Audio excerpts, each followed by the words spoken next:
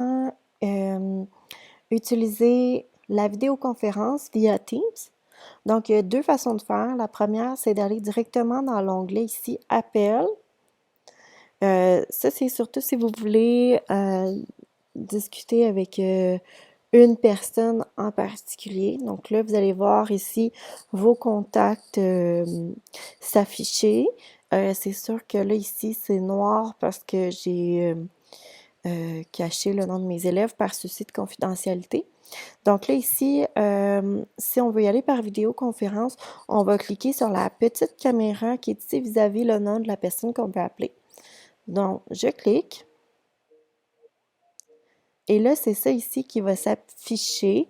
Là, moi, j'ai mis un petit collant pour cacher la vidéo, là, pour pas qu'on me voit. Mais là, votre visage devrait apparaître. Donc là, la personne vient de répondre. Et là, ici, je peux désactiver le son. Je peux aussi désactiver la caméra pour pas que la personne me voit. Quand que, en fait, on désactive... bon, quand on désactive le son, en fait, c'est surtout, admettons, quand l'enseignante est en train d'enseigner. Fait que si, admettons, il y a des bruits en arrière pour pas déranger puis qu'il y ait trop de son en même temps. Puis c'est pas toujours nécessaire d'avoir sa caméra d'activer si, admettons, c'est l'enseignant qui est en train d'enseigner. Mais sinon, ensuite, vous pouvez... il y a une possibilité de partager son écran.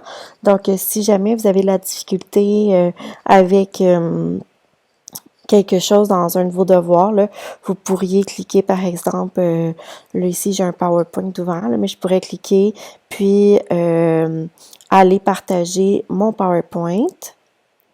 Donc là, je suis en mode présentation. Pour quitter le mode de présentation, c'est juste de cliquer ici sur le petit écran avec un X et on revient comme ça à l'écran. Il y a aussi les petits bonhommes ici permettent de voir qui est-ce qui est actif dans la conversation et vous pouvez ajouter des personnes en inscrivant leur nom. Et le petit onglet ici, c'est pour afficher un chat qui peut avoir lieu pendant la vidéoconférence. Donc, je pourrais l'afficher pour qu'on puisse voir on puisse poser des questions, pardon, pendant la vidéo, par exemple, plutôt que de prendre le micro, un élève pourrait décider de poser une question à l'écrit plutôt que de prendre la caméra ou le micro. Donc là, pour accrocher, c'est facile. On fait juste cliquer sur le petit onglet rouge là, pour accrocher.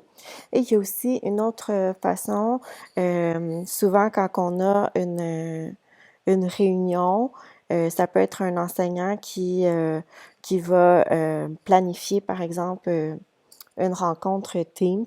Et là, la réunion peut apparaître dans le calendrier. Là. Par exemple, ici, je n'avais prévu une avec mes élèves la semaine dernière. Donc, c'est ce qui affiche. Puis, tout le monde va pouvoir se joindre à la réunion. Donc, voilà.